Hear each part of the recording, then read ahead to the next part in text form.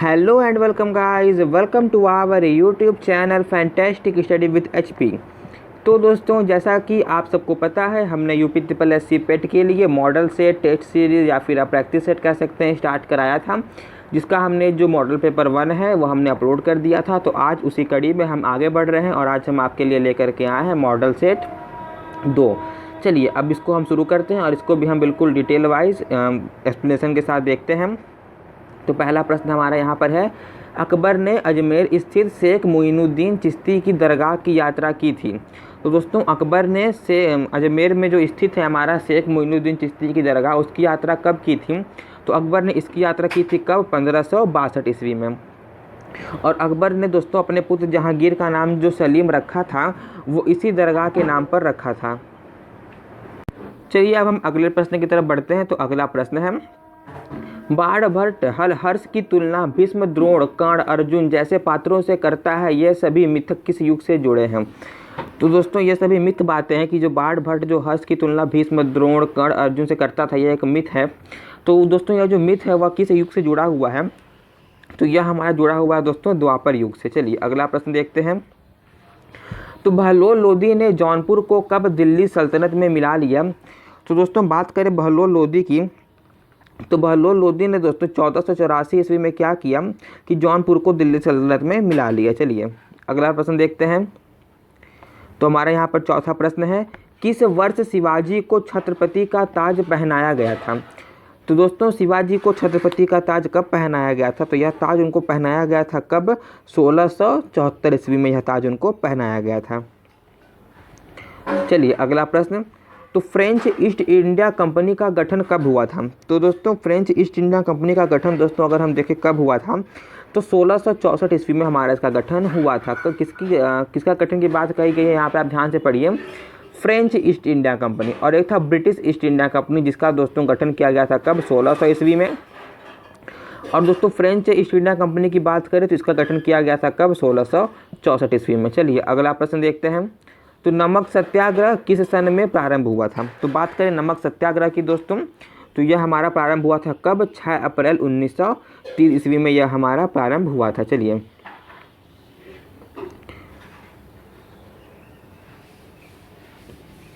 तो दोस्तों, 7वें नंबर का प्रश्न अब हम देखते हैं। तो चलिए 7वें नंबर का प्रश्न है, थियोसॉफिकल सोसाइटी ने भारत में कब और कहां अपना मुख्य कार्यालय संस्थापित किया? तो बात करें दोस्तों थियोसॉफिकल सोसाइटी की, तो उन्होंने क्या किया?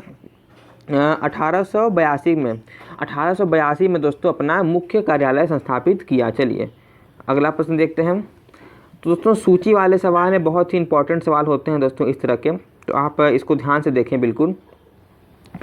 तो सूची 1 को सूची 2 से सम्मिलित कीजिए और सूचियों के नीचे दिए गए कूट से सही उत्तर चुनिए। चलिए मिलाते हैं। तो चलिए दोस्तों, अब हम इसको मिलाना शुरू करते हैं। तो देखिए, तो अल हिलाल का हो जाएगा दोस्तों अबुल कलाम आज़ाद, तो यानी कि आप याद रखिए ए का चौथा। और नेशनल हेराल्ड का दोस्तों अगर आप देखें तो हो जाएगा इसका हमारा जवाहरलाल नेहरू, ए का चौथा, बी का तीसरा। और बॉम्बे क्रॉनिकल का अगर आप देखें दोस्तों तो इसका हमारा हो जाएगा फिरोज शाह मेहता। और लीडर की बात करें तो मदन मोहन मालवीय। तो मतलब देखिए, यहाँ से सीधे चल रहा है ABCD और यहाँ से 4 3 2 1 चल रहा है। चलिए अब मिलाते हैं इसको। तो देखिए, ए का चौथा था, तो ए का चौथा देखिए इसमें है, बी का तीसरा था, बी का तीसरा इसमें है, सी का दूसरा इसमें है, डी का पहला इसमें है। यह हमारा दोस्तों बिल्कुल सही आंसर है। कौन सा? तो डी वाला ऑप्शन बिल्कुल सही है। चलिए अगला प्रश्न। तो दोस्तों, अब हम पहुंच चुके हैं अपने 9वें नंबर के प्रश्न पर। तो अब हम देखेंगे अपना 9वें नंबर का प्रश्न क्या है हमारा। तो देखिए 9वें नंबर का प्रश्न हमारा है यहाँ पर,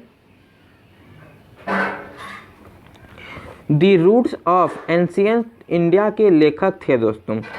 तो the roots of ancient India के लेखक दोस्तों हमारे कौन थे? तो इसके लेखक थे हमारे दोस्तों कौन? WA fair service. चलिए अगला प्रश्न देखते हैं। निम्नलिखित घटनाओं पर दोस्तों विचार करना है। आइए करते हैं विचार घटनाओं पर इसके।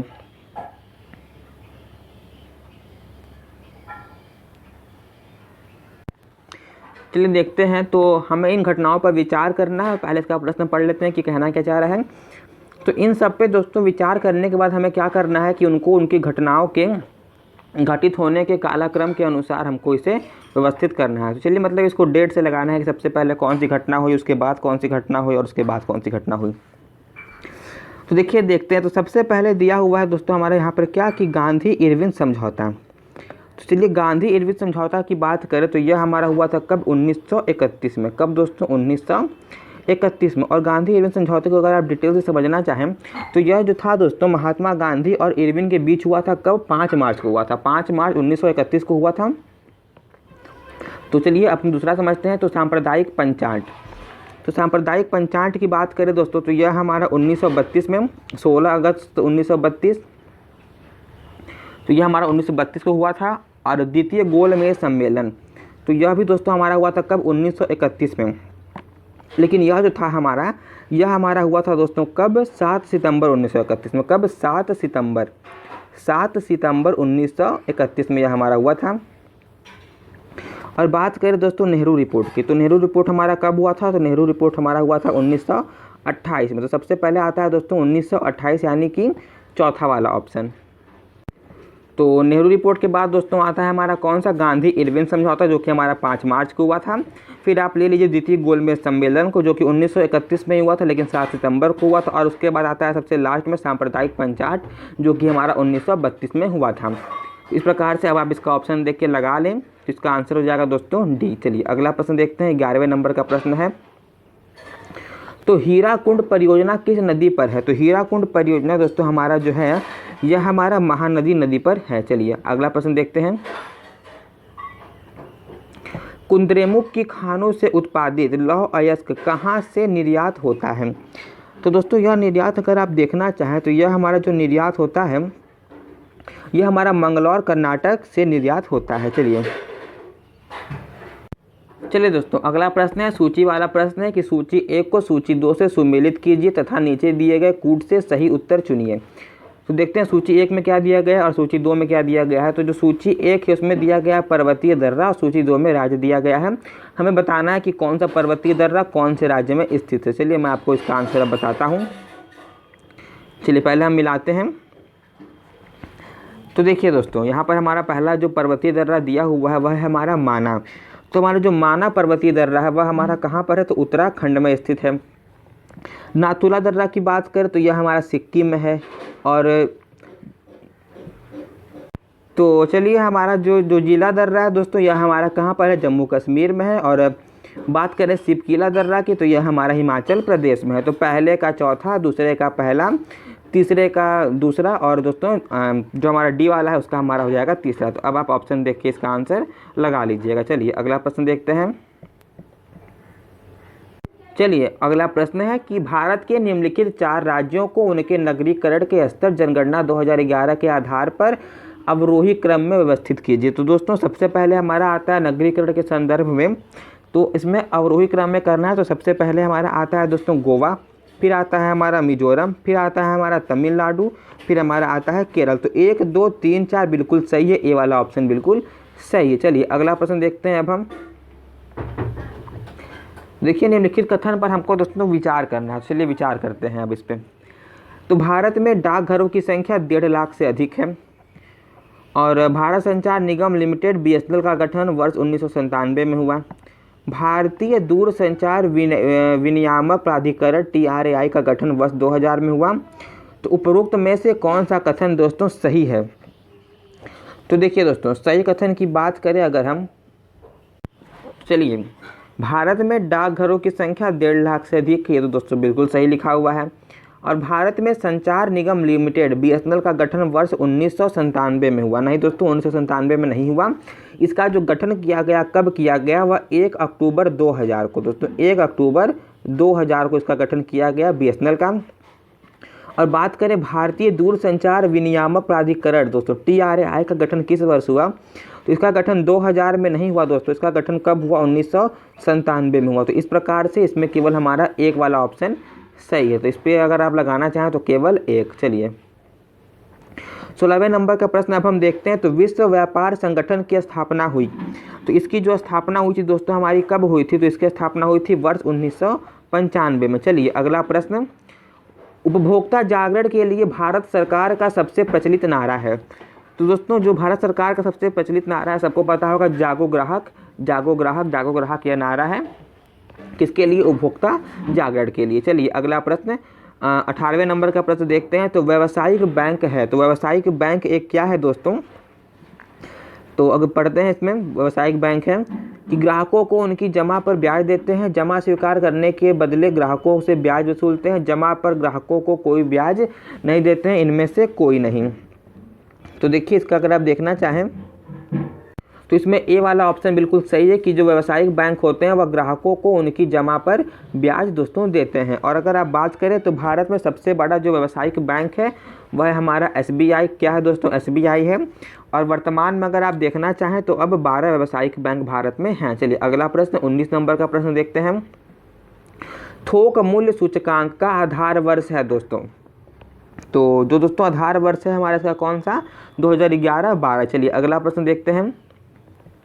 तो भारत सरकार द्वारा आर्थिक सुधार संबंधित नवीन आर्थिक नीति अपनाई गई कब दोस्तों? तो यह नीति हमारी अपनाई गई कब? 1991 में हमारी यह नीति अपनाई गई।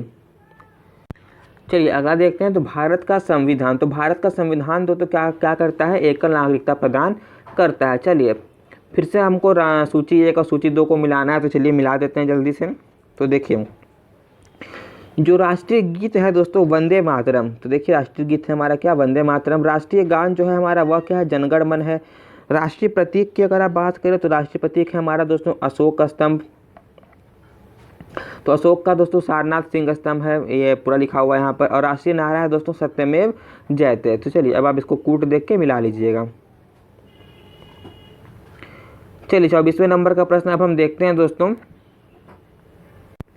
चलिए इसको मिलाते हैं। तो जो मूल अधिकार है दोस्तों हमारा, वह मूल अधिकार हमको कहाँ से लिया गया है? तो मूल अधिकार हमारा संयुक्त राज्य अमेरिका से लिया गया है। संसदीय व्यवस्था दोस्तों ब्रिटेन से ली गई है। नीति निर्देशक तत्व की बात करें तो नीति निर्देशक तत्व हमारे आयरलैंड से लिए गए हैं। संविधान संशोधन प्रक्रिया दोस्तों दक्षिण अफ्रीका संघ से ली गई। तो चलिए अब आप इसका कूट देख के उसको सही सही मिला लीजिएगा। 24वें नंबर का प्रश्न पढ़ते हैं। निम्नलिखित में से कौन सा एक कथन असत्य है?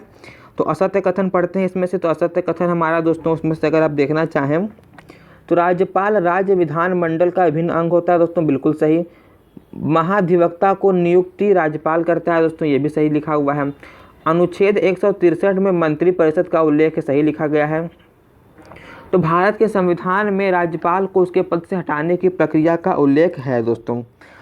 तो दोस्तों अगर आप देखना चाहें तो यह हमारा जो है यह हमारा कथन असत्य है, संविधान में ऐसा नहीं लिखा गया है, उल्लेख इसका नहीं मिलता है। चलिए अगला प्रश्न पढ़ते हैं दोस्तों। 25वें नंबर के प्रश्न पर अब हम पहुंच चुके हैं। तो 25वें नंबर का प्रश्न अब हम पढ़ते हैं।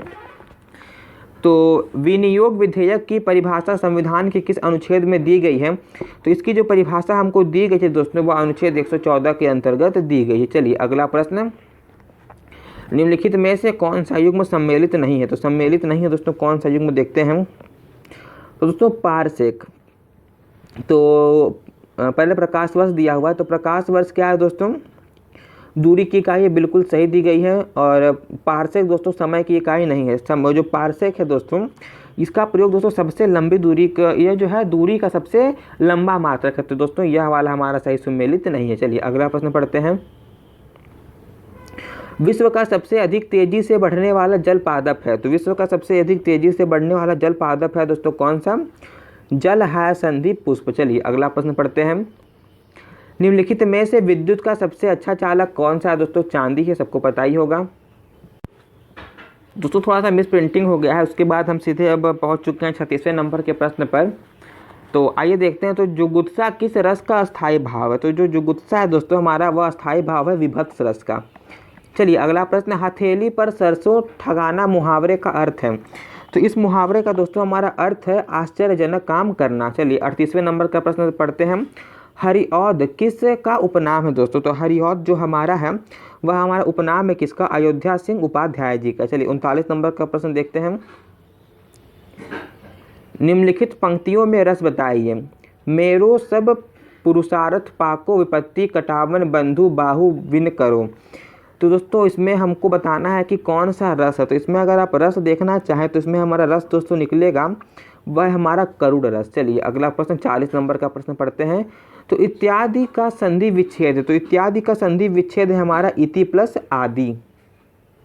चलिए अगला प्रश्न, this is a complicated network, find the parts of speech of the word complicated in the sentence. तो जिसमें जो कॉम्प्लिकेटेड है दोस्तों वह हमारा क्या है, तो कॉम्प्लिकेटेड इसमें हमारा है दोस्तों एडजेक्टिव। चलिए अगला प्रश्न 45वें नंबर का प्रश्न अब हम पढ़ते हैं। तो चूज द मोस्ट, तो देखिए इसका आंसर हो जाएगा गैदर्ड, क्योंकि अगर आप देखें तो जो लास्ट नाइट है दोस्तों वह बीत चुका है, इसलिए हम इसमें पास्ट इंडेफिनिट टेंस का प्रयोग करेंगे और जिसके लिए हम गैदर्ड का प्रयोग करेंगे। चलिए अगला प्रश्न देखते हैं दोस्तों। तो 46वें नंबर का प्रश्न अब हम देखते हैं।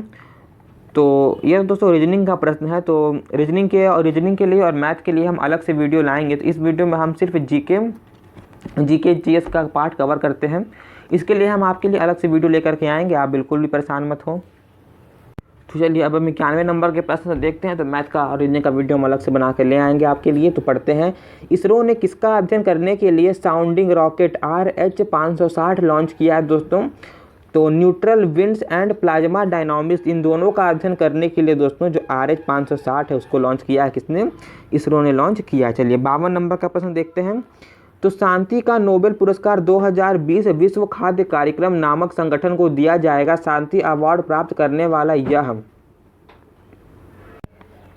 तो शांति अवार्ड प्राप्त करने वाला दोस्तों यह कौन सा वार्षिक संगठन है। तो दोस्तों यह जो हमारा वार्षिक संगठन है यह हमारा 28वां वार्षिक संगठन है। चलिए अगला प्रश्न पढ़ते हैं 53 नंबर का।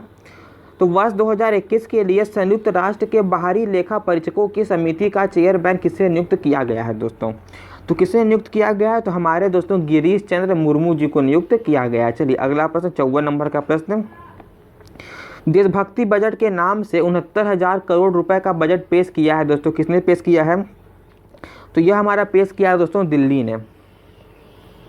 अगला प्रश्न, उत्तराखंड के तीसरे मंडल में किन जिलों को शामिल किया जाएगा दोस्तों। तो उत्तराखंड के तीसरे मंडल में जिन जिलों को शामिल किया जाएगा वह जिले दोस्तों हमारे हैं यहाँ पर। तो चमोली को भी शामिल किया जाएगा, रुद्रप्रयाग को भी शामिल किया जाएगा, बागेश्वर को भी शामिल किया जाएगा दोस्तों, और अल्मोड़ा को भी शामिल किया जाएगा। मतलब इसका सी वाला ऑप्शन बिल्कुल सही है। चलिए अगला प्रश्न 56 नंबर का प्रश्न देखते हैं। तो किस देश के पूर्व राष्ट्रपति निकोलस सरकोजी को 3 साल की कैद की सज़ा दी गई है दोस्तों। तो किस देश के पूर्व राष्ट्रपति थे दोस्तों निकोलस सरकोजी, तो यह जो हमारे थे दोस्तों यह हमारे थे फ्रांस के राष्ट्रपति। चलिए अगला प्रश्न 57 नंबर का प्रश्न पढ़ते हैं। तो डेजर्ट फ्लैग 16 एक्सरसाइज का आयोजन कहाँ संपन्न हुआ। तो दोस्तों यह जो हमारा आयोजन था यह हमारा संपन्न हुआ कहाँ पर, संयुक्त अरब अमीरात में। चलिए अगला प्रश्न, अंतर्राष्ट्रीय महिला दिवस 2021 की थीम है। तो जो इसकी जो थीम है दोस्तों वह है हमारी women's in leadership achieving an equal future in India a कोविड-19 वर्ल्ड। चलिए अगला प्रश्न पढ़ते हैं। तो 59 नंबर का प्रश्न अब हम पढ़ते हैं दोस्तों। तो ये जो हमारा प्रश्न है, रामायण का इंसाइक्लोपीडिया किसके द्वारा बनाया गया है। तो रामायण का इंसाइक्लोपीडिया दोस्तों किसके द्वारा बनाया गया है, हमारा अयोध्या रिसर्च इंडस्ट्री के द्वारा दोस्तों हमारा यह बनाया गया है। यहाँ पे इंस्टी का मतलब दोस्तों इंडस्ट्रीज नहीं है, इसका मतलब दोस्तों इंस्टीट्यूशन, मतलब अयोध्या रिसर्च इंस्टीट्यूशन के द्वारा यह बनाया गया है। तो आपसे दोस्तों सॉरी बोलना चाहूँगा मैं, क्योंकि अगर आप यहाँ से देखें तो यहाँ से पीडीएफ दोस्तों बिल्कुल भी क्लियर नहीं है, तो इसको दोस्तों पढ़ाना बहुत ही मुश्किल है। तो मिलते हैं दोस्तों आपसे अगले प्रैक्टिस सेट में। तो आप इसके लिए बुरा मत मानिएगा, थोड़ा सा यह गलत हो गया है, इसका जो लिखा हुआ है वो बिल्कुल दोस्तों क्लियर नहीं है, ना ही ये पढ़ने लायक है। तो चलिए आपसे दोस्तों अगले वीडियो में मिलते हैं, तब तक के लिए